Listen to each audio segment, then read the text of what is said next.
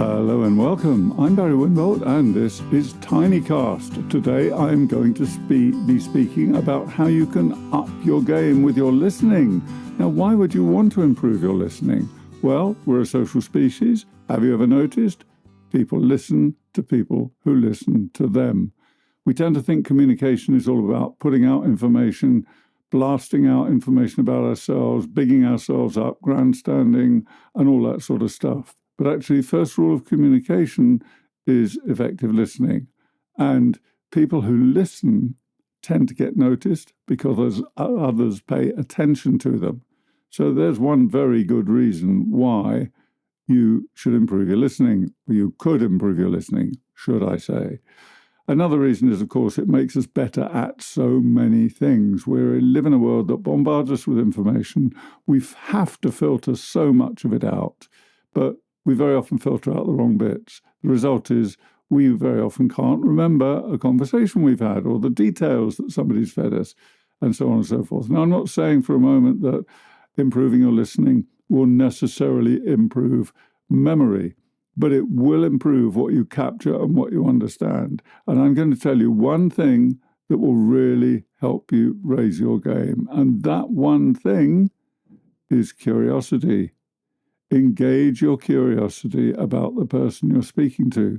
Because think about this. When have you been truly engaged in something? It's when you're curious about it. It's when you're, whether it's a hobby or something you're studying, it's always much easier when you engage your curiosity, when you're looking into the topic or what the person is saying, because you're engaged with it and you want to know more and you're asking intelligent questions and you're actually reaching into the person's narrative in a way and pulling out nuggets and you're saying, well, how did that happen? When did that happen?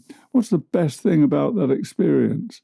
So asking intelligent questions is a really useful way to take the attention away from yourself, to put the attention on the other person. They will then trust and respect you more because listening tends to solidify relationships, make them a little bit more robust, and it tends to engender trust, as I've said, because, if somebody's listening to you, they're showing you respect. So engage your curiosity and the listening will take care of itself if you are listening to the responses you're getting, to the answers to your questions. There is more on questions. For the technically minded, ask open questions, not closed questions. In other words, aim to ask questions that do not require simply a yes or a no. So what's the best part of living in wherever you happen to be?